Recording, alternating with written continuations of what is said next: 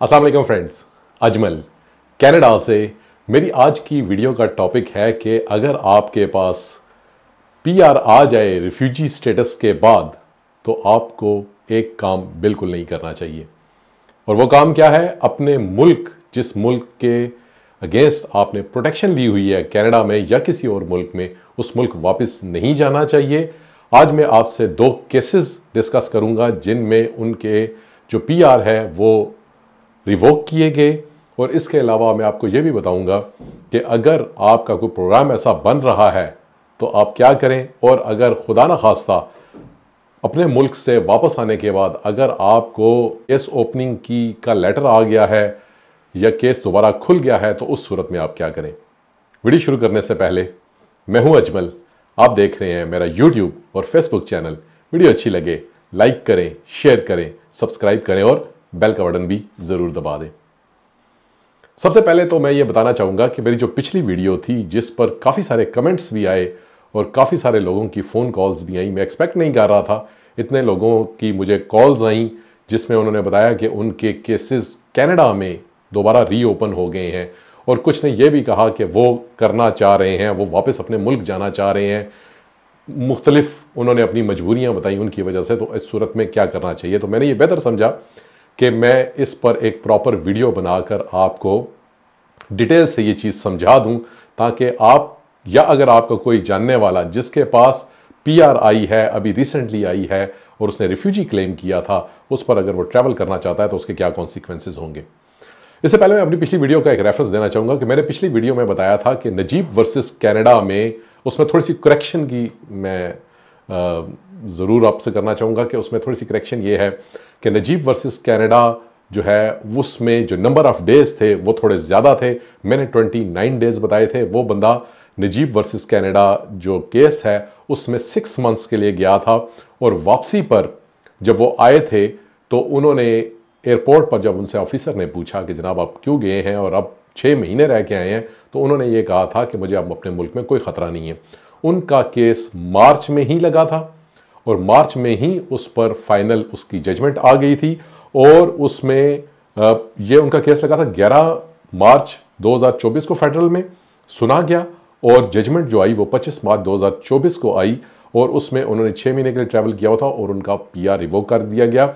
जो मैंने आपको फैक्ट्स बताए थे वो फैक्ट्स थे बेसिकली नकवी वर्सेस कनाडा के।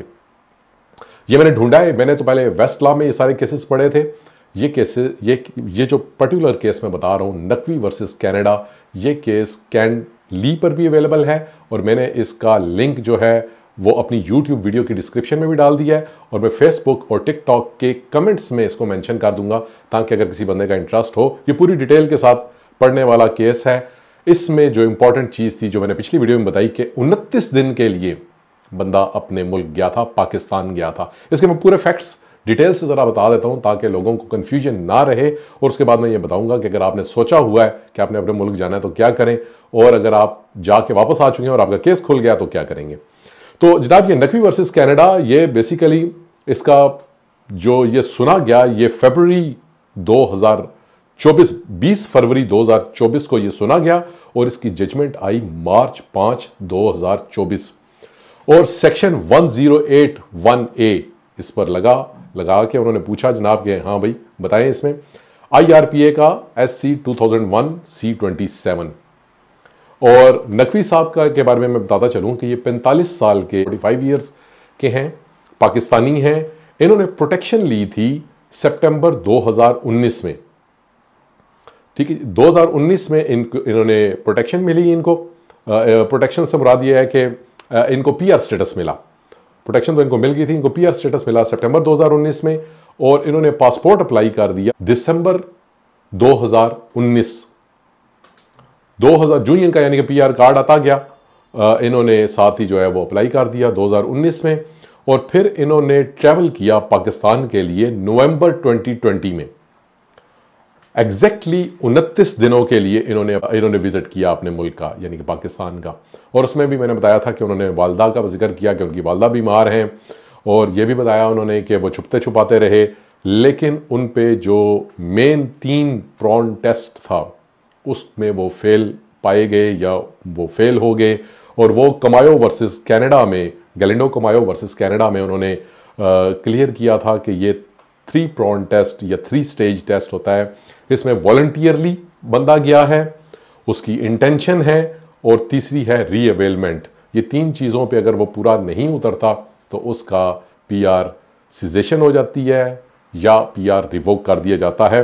और उन्होंने एक चीज़ और इसमें हाईलाइट की, और वो बड़ा ज़बरदस्त नुक्ता था जो कि पाकिस्तानी पासपोर्ट पे लिखा होता है। उन्होंने मेंशन किया है इस केस में, जब आप खुद देखेंगे नकवी वर्सेस कनाडा में, तो उसमें लिखा है कि एप्लीकेंट के पासपोर्ट पे, यानी पाकिस्तानी पासपोर्ट पे, ये एक मैसेज लिखा होता है, allow the bearer of the passport to pass freely without hindrance. फिर बता देता हूं कि इस शख्स को, जिसके पास ये पासपोर्ट है, इसको किसी भी दुश्वारी के बगैर मुल्क में आने जाने दिया जाए। तो ये उन्होंने स्पेशली इसको वो किया, और इसका रिजल्ट रहा अपील को डिसमिस कर दिया गया।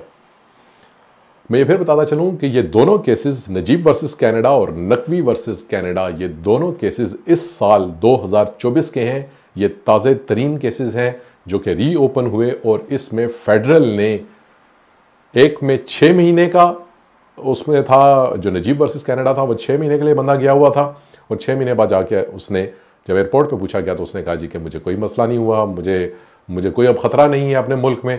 तो उन्होंने उनकी पीआर रिवोक कर दी उनकी बात सुनने के बाद। और उसके बाद दूसरी जो है वो नकवी वर्सेस कनाडा, ये सिर्फ 29 दिन के लिए गए थे, और 29 दिन के जाने के बावजूद इन्होंने बकौल उनके कि उन्होंने प्रिकॉशनरी मेजर्स भी लिए थे, उन्होंने वो सारे स्टेप्स लिए थे, अपनी वालदा को देखने गए थे, उसके बावजूद इनका भी पीआर रिवोक कर दिया गया।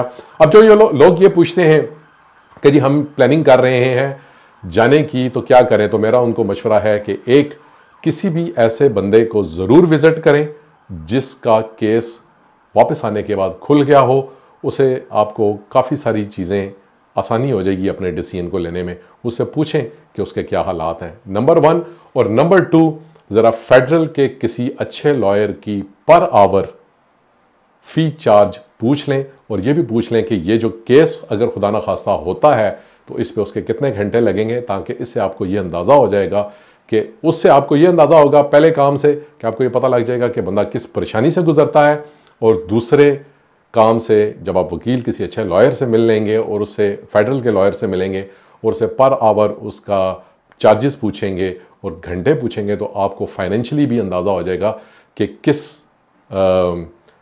तरह के फाइनेंसेस आपको अरेंज करने पड़ेंगे इस केस को परस्यू करने के लिए।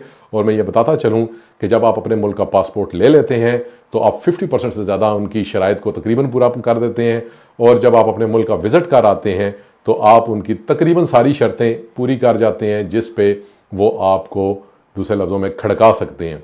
तो मेरा आप लोगों को मशवरा ये है कि अगर कोई बंदा ये सोच रहा है कि वो अपने मुल्क में पीआर पर रिफ्यूजी क्लेम करने के बाद अपने मुल्क में विज़िट करे, ख़ासकर पाकिस्तानी पासपोर्ट है उसके पास, तो वो बिल्कुल ऐसा ना सोचे, अदरवाइज़ उसके लिए कोई अच्छे कॉन्सिक्वेंसेस नहीं होंगे। बाद की परेशानी, फाइनेंशियल परेशानी और मेंटल परेशानी से बचने के लिए ऐसा कोई काम बिल्कुल भी ना करें। और दूसरी बात यह है कि जिन लोगों के केस खुल चुके हैं, काफ़ी सारे लोगों ने मुझे बताया कि भाई उनके केसेस ओपन हो चुके हैं और अब वो क्या करें। उनसे गुजारिश ये है कि फेडरल का कोई अच्छा सा लॉयर, एक्सपीरियंस लॉयर देखें, उनसे बात करें और उनको अपना केस दें।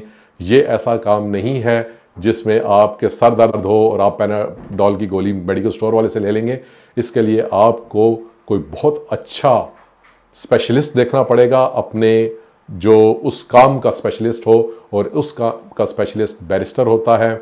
और इसमें भी मैं आपको बताऊंगा कि फेडरल कोर्ट के काबिल वकील के पास जाइएगा अगर खुदा ना खास्ता आपका ये केस ओपन हो जाए, क्योंकि इसमें काफ़ी सारी चीज़ें ऐसी हैं जो आम आदमी को बिल्कुल पता नहीं होती। एक अच्छे लॉयर को और बैरिस्टर्स को ये चीज़ें पता होती हैं कि उन्होंने इस केस में वो आपसे बात सुनेंगे और उसके मुताबिक आपके केस में आपको हेल्प करेंगे। तो बेहतर ये है कि बजाय इसके कि आप किसी आधे अधूरे बंदे के पास जाएं, आप फुल क्वालिफाइड बैरिस्टर के पास जाएं जो इस काम का तजर्बा रखता हो। वीडियो अच्छी लगे लाइक करें, शेयर करें, सब्सक्राइब करें।